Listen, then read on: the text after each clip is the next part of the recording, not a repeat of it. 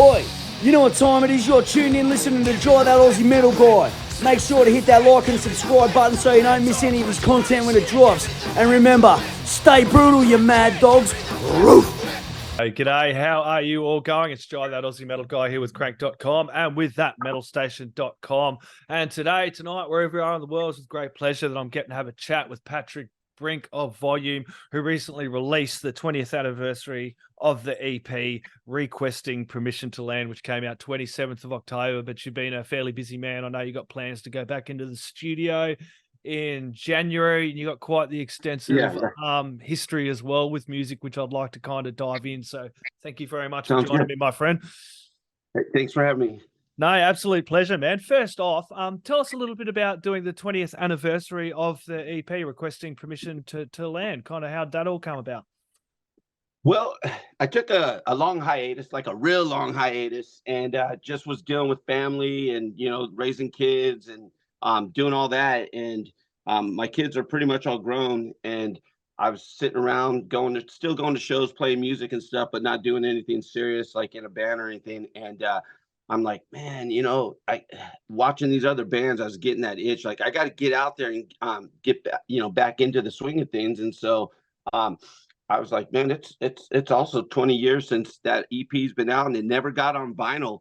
And that was one of the main things that I wanted. And so I'm like, I'm going to get somebody to put this out, put it out on vinyl, get it out to what like it always was meant to be, And so I hit up a few labels, and there's a few that wanted to do it, and they were like, yeah, we can release it this year. And I was like, cool, let's do it. And so I knew it had to be remastered because listening to some of the stuff over the years, still dug it but there was some little things that I wanted changed. And I hit up Jack and Dino, and he was down to remaster. He dug the stuff, so that's how it came to be. Yeah, what was it like coming back to that EP, 20 years later as well? I dare say, some of the songs and everything would kind of probably have a little bit of a different meaning now to you and feel today compared to 20 years ago. Or was it still just as fresh when you got in there? It is, because like I put it like every once in a while I'd hear it because somebody, like my kids, would ask me about it or this and that. I'd hear it, but like going back and really getting back into it and relearning some of the songs. Some of them I still knew, but some of them I was like, okay, what did I do here and all that. So yeah, it was fresh, and especially with the remaster where you could actually hear the bass. It didn't get drowned in the low end of the drums, and so it really made it more exciting, than just putting out the old master version. And yeah, but I feel that the songs still hold up. Oh yeah, they definitely do for someone like me, because you get in this music media, you hear so much music all the time. You know what I mean? You could kind of get to hear lots of stuff, which is the reason I love this. So I obviously didn't get to hear this EP 20 years ago. So you get to hit new ears as well. And the doom, stoner, fuzz metal scene is absolutely booming as well now. So you get to release this vinyl, but you also get to kind of get it to some new ears as well, and kind of have it kind of received like almost a new album again, yeah? And play some shows with it. That's totally cool. I mean, there's a lot of people that were completely unaware that it was put out. There were those people that had the EP back in the day, and they're excited about the re-release. But yeah, it's pretty cool because for the most part, it's new to people. It's something new, you know what I mean? And it was kind of a bummer because the label we went with, if they folded shortly after. I don't know if we were the cause of it, but they folded before they ever put it out on vinyl, and it only came out on CD digipack. And so yeah, so it didn't really get that widespread. And so I'm hoping, with this release that it gets to a wider audience and people get to check it out. Yeah, well, it's definitely a good time because vinyl has made that resurgence the last 5, 6 years as well, and a big part of it is people like us in the metal scene and the punk scene that still have to buy those physicals and the vinyls and have Oh that yeah, kind no. of stuff as well. And it creates a whole listening experience, vinyl as well, and something that doom, stoner, fuzz metal music is. I love it. I've just dived into that Green Lung album, dove into this. It kind of goes in circles, with an album like EP, like Requesting Permission to Land. You can sit back, listen to the whole EP, have a bowl, and just kind of get lost in the music as well. Oh yeah, yeah, yeah. No, it's the vinyl, the gatefold, all that.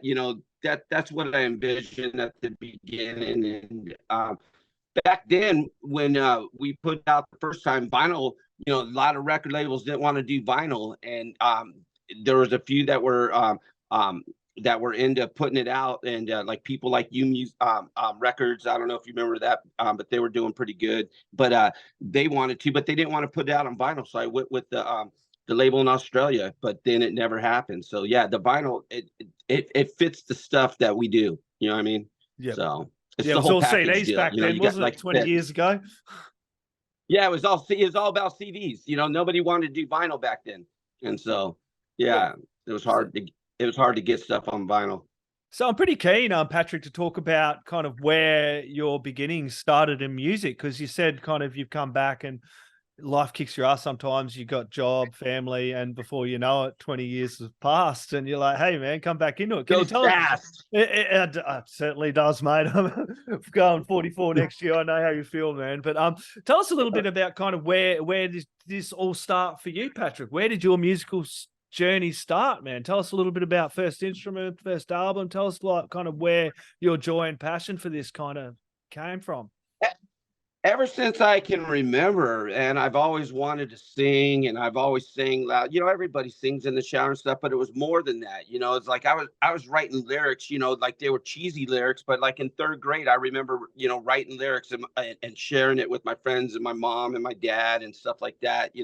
And but I remember just singing when I was a kid with the Fisher Price record player, the 45s and stuff, and just turning that up. And I got into Elvis and just the whole thing. And later on, by the time I was in high school, I was listening to Black Flag and punk rock, and that's when I really was like, man, I could do this. I could do this. And so I ended up putting together a band, and we were playing like parties and desert gigs and stuff like that. I'm out from the high desert out there in the Mojave Desert by Joshua Tree, and so we did a lot of that because there wasn't any place to actually play where we were other than a house or the desert, and so it just kind of naturally progressed from there. Just singing, and then I was in a couple bands later on, and just different ideas and goals and visions and stuff. And I finally, I got kicked out of a band. We won't say what name, but and it was kind of the catalyst to like, what, man, like I got this vision, and I want to move forward to this, and I started learning how to play guitar better. I played guitar for years before that, but it was nothing serious. And I was like, I need to start writing songs. I need to actually like or focus more on writing the songs. And that's what I did, and that's how I started Volume. Just started focusing on writing on the guitar and singing. And like I always wrote songs, but I wasn't so serious because I was more focused on just singing in bands. Yep. And so that's how that came about. So what was that like, that time coming out of doing those bands and being in that scene at the moment? Because there was some amazing stoner doom metal coming out of that area at that time as well. Yeah, well, this would probably 91 was when I moved down to Orange County, and I was singing for this one band, and like we played with some cool stuff, but the scene was like you look back at it now and you say, man, that was happening, but the scene was like no one really knew it other than just the local buddies and stuff. It wasn't. It's now, you talk Now you're about the back. desert scene, yeah, and it's like this mythical legend and stuff, but like nobody really in LA knew nothing about what was going on in the desert. And then when I moved to Orange County, they had no idea what I was doing in the desert, and vice versa. There wasn't a lot of back and forth there. So it wasn't until I would say around the late 90s and the early 2000s where this type of music was starting to gain some traction. There were people were writing about it and stuff, but I mean, nothing like it is now. Like it come back 20 years later and it's like, all the rage. Yeah, well, how's that being said, I said, no one really noticed it then. It was kind of coming out. Now it's like all the rage. How is it for you now to kind of come back into it and look at how well the scene is doing and flourishing with all these great acts? It amazes me every fucking day, all these bands that I'm coming across.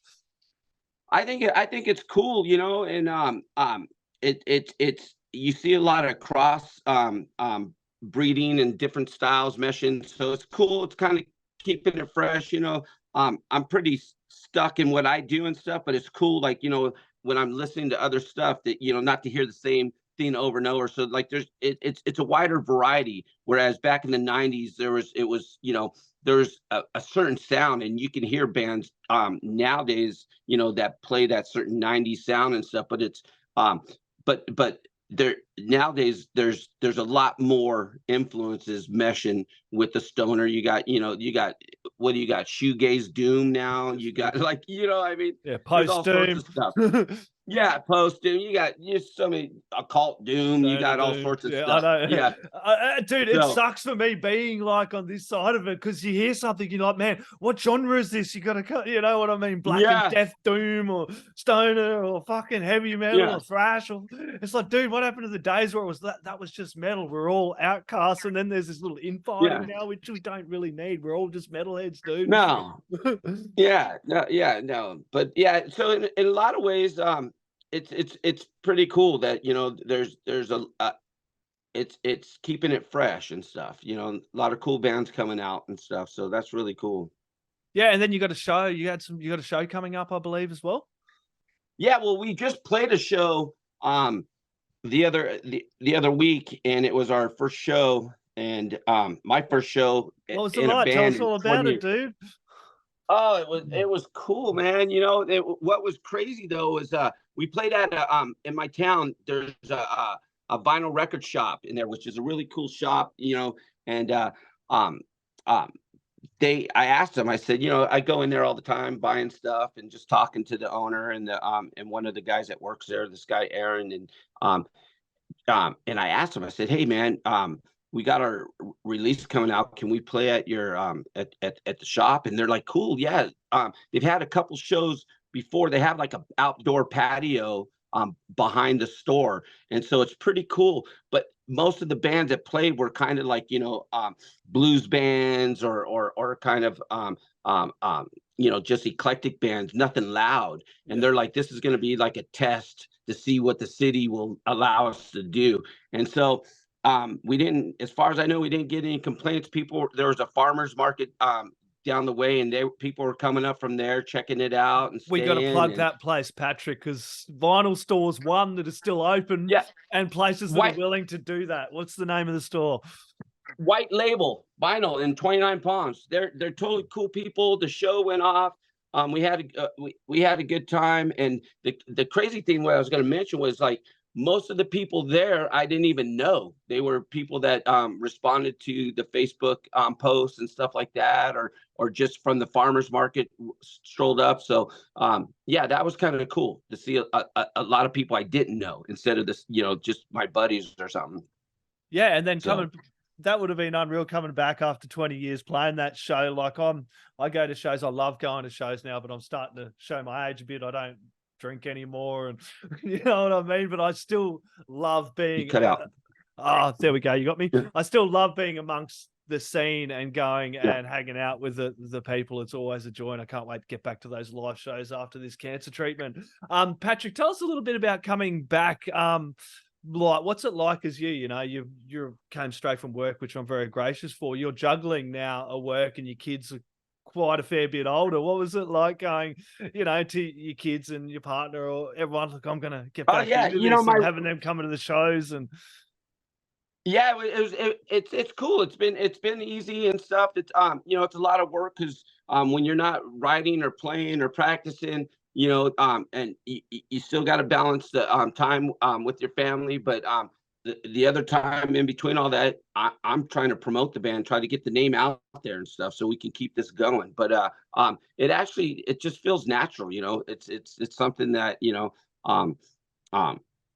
that I've always had a passion for. So what's cool is my kids, my daughter drove in from Reno, and which is about a 9-hour drive. And my kids never actually saw me play. You know, they were little back then. And so they got to see me. They dug it. You know, they were proud of their dad. They're like, yeah, you know, so that was cool. So, but yeah, no, it's been easy. My wife's totally behind it. You know, at this point in our lives, like I said, I have my youngest son. He's 17, and you know, he's almost out of the house, and it's like we're just gonna. This is me and my wife talked about this. What we're gonna be doing, pushing this, and hopefully get to, like, you know, travel together and do some tours, and she could be like the tour manager, merch lady. You know what I mean? Make it like a team. You know, so. Exactly. Tell us a little bit about getting, you know, the band together again. Like, you know, who you got playing with you? But yeah, you know, the guys I have right now are local Southern California guys, been in bands and stuff, nothing major. They're playing, and we're going into the studio in January to record with Dave Catching from the Earthlings, and he's recorded and with Queens of the Stone Age. His studios, like, you know, recorded Foo Fighters, Master of Reality, just a bunch of cool bands, and they've worked with, and he totally digs our stuff. And so we're going in January to record another EP. And so I don't know exactly. I'm talking to a few people to see who exactly is going to be on the recording. We haven't solidified that yet, though. Yeah, so coming back into this also, you know, first time back in the recording studio again for a long time as well. It's a totally different game. You probably noticed too in the last 20 years. You did touch on the promotion before, but it's a hell of a lot of different, you know, with the promotion. You kind of, it's probably not so much into the record label's hands these days. You can be independent, bring out these albums and kind of or work with the labels, but also a big part of the promotion is yourself as well, and the social media campaigns, and it's a whole different scene. Yeah. Oh yeah, no, like that's one thing that, you know, I had no clue about it as far when I started you know, toying with the idea of getting back together and putting the volume stuff out. You know, I had a Facebook, but I was just like, you know, barely even used. But now it's like I have to use it every day. And you know what I mean? And then Instagram, I had no clue. You know, I'm like in all this different stuff, and you know, Twitter, which is X now, all that stuff. I you know, I'm just learning that stuff and how to, you know, keep our stuff out there in the public's view and trying to engage with the public. That's a whole different ballgame, because back in the day in the 90s, there was basically a handful of websites that people have formed. That stonerrock.com was the biggest one, and that's pretty much everyone who was into the scene was on that, you know, and that we can communicate with that. It was really cool. But now it's like there's so many avenues. Some people aren't on Instagram, some people are only on Twitter, some people are only on Facebook, and some people are on all of them. So it's like you gotta have your hands in all the different areas just to kind of make sure that you're getting all the different people. Yeah, that's it. And then getting like, you not only mention that, you got your YouTube and your Spotify, and Oh yeah, YouTube and it Spotify. Yeah, it's insane to try and keep up with it all as well. And then channels like 666 Mr. Doom, I think you had the stuff up there over on YouTube as well. Yeah. yeah, that's cool what he does there, Yeah. and he's got a good following, and he put ours up the other day, and it's been getting a lot of positive feedback and good, a lot of people watching it, getting it out there, which is totally cool. So, yeah, we didn't have that back in the day. Yeah. Sorry, my daughter's passing me notes. She wants a drumstick, and that's not a chicken drumstick, it's an ice cream drumstick. Oh, right. Go for it, kiddo. So it must be kind of good coming back. And as I mentioned about the whole kid thing, family thing as well, but you're kind of at the age now, the kids are past that dad's a dag now, and it's kind of cool. You know what I mean? Having your Yeah. daughter come up from 9 hours away and having the whole family behind it, which is really encouraging. And then going into the recording studio in January, which you must be super excited about. Oh, I am. Yeah, and I want to I want to put out a record a year for the next few years at least. And I keep writing songs, so I'm sure that I'll be able to keep pumping them out. But I just want to get, it's not like, I'm 20 years old. I just keep writing. I want to get some stuff out there and constantly put it out there, and, see what happens and stuff. But yeah, we're doing this EP. I'm hoping to get it out by the end of summer on vinyl. And then, in the fall, go back and do a full length. Yeah, I think summer's our winter. So round about then, people. Are you in Australia? Where are you at? I'm down under. Yeah, well, I'm in South Australia. Yeah. Yeah, That's okay, starting to get nice and warm here, so it's starting to cool down over there in the US, I dare say. Oh yeah, yeah. So that's where our label was first released, on High Beam Records. The guy has another label, like I forget, Farmer and Al or something. His other label now. So. Yep. And you did have a few labels. I think it was Weird Beard UK. They handled that side of it. We here now for Canada. Ecodelic, US, Worst Bassist, Europe, Germany. Rebel Records, Australia. Yeah. So that's kind of cool, getting it out there, and that way people don't have to pay the crazy shipping fees and, custom fees and stuff. So yeah, and you're on Spotify as well, and Bandcamp's always good too. Like, people, don't forget about Bandcamp. That's great to go over there and buy albums off of there. I've 400 plus albums now I'm counting. I love Bandcamp. It's a really good place to get over. And where are some other places besides the ones we've mentioned that people can get and support you, or are they the good ones? Well, those are the good ones, Bandcamp. But I mean, anytime somebody could order direct, DM me through Instagram or Facebook and order direct. I do PayPal, Venmo, all the big little cash kind of things. That's always the best, and then it's just direct to us. You know what I mean, pretty much. And so that's really cool. But yeah, Bandcamp, that helps keep everything organized. But we aren't actually selling any of our vinyl on Bandcamp right now, because we sold a ton already, and through DMs and our last show and different stuff, we actually only have a few left, and so I'm saving those for the next few shows. I don't want to I don't want to go to a show empty-handed and stuff. So. And that's encouraging, isn't it? Like, as you're coming back, and then to release this album and have the fans and the support, it kind of drives you to want to get back into the studio and keep making music as well. Like, it's integral, that support. I keep going on about that word support, and I've been mentioning it a lot the last few weeks. The fans and the people that support, or not even fans, I hate that, people that support the band, the extra members, the people that are there, they're the ones that help drive a band forward as well. Without us, they do, that love the music, then you know what I mean?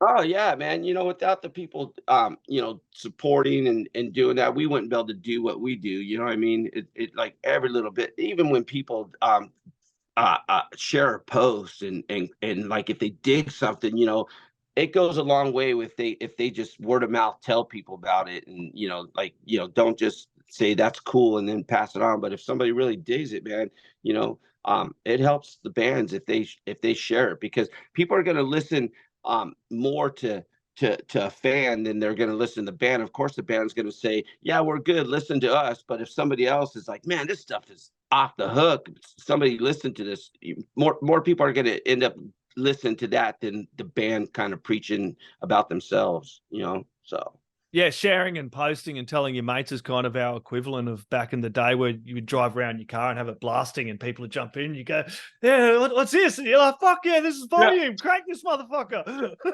Big time. Yeah, that's right. Yeah. So awesome. Patrick, look, I hope to get to chat with you when this album drops next year as well. It would be an absolute pleasure to catch up with you again. Then we can chat some more about it. But till then, do you have any last words, shout outs, thank yous, or anything else you'd like to add in there, my friend?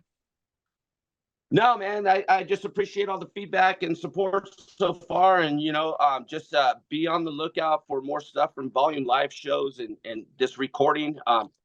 It's going to be killer. This like there's going to be more fuzz, more psychedelic, more hooks, like everything. It's going to be just I'm excited about it and to see what the final product's going to sound like. You know, it's going to be Volume, but it's also going to be, you know, not the same old thing. So awesome. I am excited about it. Patrick, everybody get some volume, put in the stereo, crank it up really loud. The neighbors are going to want to fuzz out to this as well. Cheers, mate. Thanks, man. Thanks so much for tuning in to another edition of The Bloody Legends with Jai That Aussie Metal Guy and Jim Taylor. Make sure you're a bloody legend and hit that like and subscribe so you can keep up to date with all the great content from these bloody legends.